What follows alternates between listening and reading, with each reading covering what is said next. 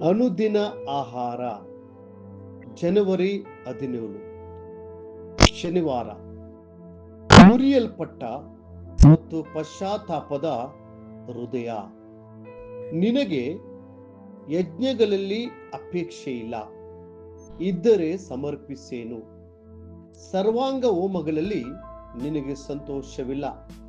ಕುಗ್ಗಿದ ಮನಸ್ಸೇ ದೇವರಿಗೆ ಇಷ್ಟ ಯಜ್ಞ. ದೇವರೇ, ಪಶ್ಚಾತ್ತಾಪದಿಂದ ಜಜ್ಜಿ ಹೋದ ಮನಸ್ಸನ್ನು ನೀನು ತಿರಸ್ಕರಿಸುವುದಿಲ್ಲ. ಕೀರ್ತನೆ 51, 16-17 ವಚನಗಳು. ನೀವು ಮುರಿಯಲ್ಪಟ್ಟ ಹಾಗೂ ಪಶ್ಚಾತ್ತಾಪದ ಹೃದಯದಿಂದ ದೇವರ ಸಮ್ಮುಖಕ್ಕೆ ಬರುವಾಗ ಕರ್ತನು ಹೃದಯವು ಕನಿಕರದಿಂದ ಕರಗುವಂತದಾಗಿದೆ. ಆತನು ತನ್ನ ಕೈಗಳನ್ನು ಚಾಚಿ ನಿಮ್ಮನ್ನು ಅಪ್ಪಿಕೊಳ್ಳುವನು.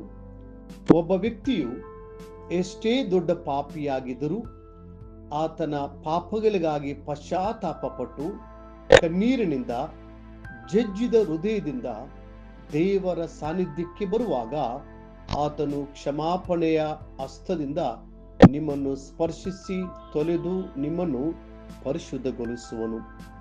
ದೇವರು ಹೀಗನ್ನುತ್ತಾನೆ, ಉನ್ನತ ಲೋಕವೆಂಬ ಪವಿತ್ರಾಲಯದಲ್ಲಿ ವಾಸಿಸುವ ನಾನು ಜಜ್ಜಿ ಹೋದ ದೀನ ಮನದೊಂದಿಗೆ ಇದ್ದುಕೊಂಡು ದೀನನ ಆತ್ಮವನ್ನು ಜಜ್ಜಿ ಹೋದ ಮನಸ್ಸನ್ನು ಉಜ್ಜೀವಿಸುವವನಾಗಿದ್ದೇನೆ. ಯೆಶಾಯ 57:15. ದೇವರು ಮುರಿಯಲ್ಪಟ್ಟ ಹೃದಯಕ್ಕೆ ಏಕೆ ಮೌಲ್ಯವನ್ನು ಕೊಡಬೇಕು? ಆಳವಾದ ಗಣಿಯಿಂದ ನಾವು ಚಿನ್ನದ ಕಣಗಳಿಂದ ಕೂಡಿರುವ ಕಪ್ಪು ಕಲ್ಲನ್ನು ಹೊರಗೆ ತೆಗೆದು ಮೊದಲು ಅದನ್ನು ಮುರಿದು ಪುಡಿ ಪುಡಿ ಮಾಡುವುದು.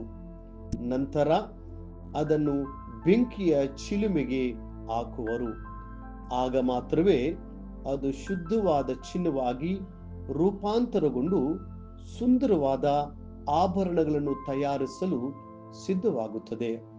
ನಮ್ಮ ಜೀವನಕ್ಕೂ ಇದು ಅನ್ವಯಿಸುತ್ತದೆ. ಸಮಸ್ಯೆಗಳು, ಕಷ್ಟಗಳಿಂದ ನಾವು ಮುರಿಯಲ್ಪಡುವಾಗ ದೇವರು ಆ ಎಲ್ಲ ಅನುಭವಗಳನ್ನು ಉಪಯೋಗಿಸಿಕೊಂಡು ನಮ್ಮ ಜೀವನವನ್ನು ಶುದ್ಧವಾದ ಚಿನ್ನವನ್ನಾಗಿ ರೂಪಿಸುವನು. ಯೋಬನು ಕಠಿಣವಾದ ದುಃಖ ಮತ್ತು ಜಜ್ಜಲ್ಪಟ್ಟ ಅನುಭವಗಳನ್ನು ದಾಟಿ ಹೋದನು. ಆದರೂ ಆ ಜಜ್ಜಿದ ಪರಿಸ್ಥಿತಿಗಳು ಆತನ ಜೀವನದಲ್ಲಿ ಆಶೀರ್ವಾದವಾಗಿ ಮಾರ್ಪಟ್ಟವು. ಒಂದು ಗುಲಾಬಿ ಹೂವನ್ನು ಪರಿಗಣಿಸಿರಿ. ಅದು ಪರಿಮಳವನ್ನ ಹೀರಿಕೊಳ್ಳಬೇಕಾದ್ರೆ ಮೊದಲು ಜಜ್ಜಲ್ಪಡಬೇಕು. ಆ ನಂತರವೇ ಅದು ಸುಮಧುರವಾದ ಪರಿಮಳವನ್ನ ನೀಡಲು ಸಾಧ್ಯವಾಗುತ್ತದೆ. ಅದೇ ಪ್ರಕಾರ ದೇವರನ್ನು ನೀವು ಮೆಚ್ಚಿಸುವ ಪರಿಮಳವಾಗಿ ಬದುಕಬೇಕಾದರೆ ದೇವರು ತೋರಿಸುವ ಮಾರ್ಗದಲ್ಲಿ ಸಂತೋಷವಾಗಿ ನಡೆಯಬೇಕು. ಆ ಮಾರ್ಗದಲ್ಲಿ ನೀವು ಮುರಿಯಲ್ಪಟ್ಟರೂ ಸಂತೋಷದಿಂದಲೇ ಸಾಗಿ ಹೋಗಬೇಕು.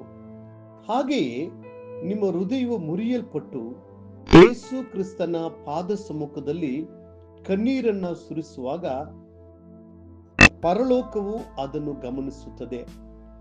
ಜಜ್ಜಲ್ಪಟ್ಟ ಹೃದಯದಿಂದ ಅರ್ಪಿಸುವ ಪ್ರಾರ್ಥನೆಗಳು ನೇರವಾಗಿ ದೇವರ ಪ್ರಸನ್ನತೆಗೆ ತಲುಪುತ್ತವೆ.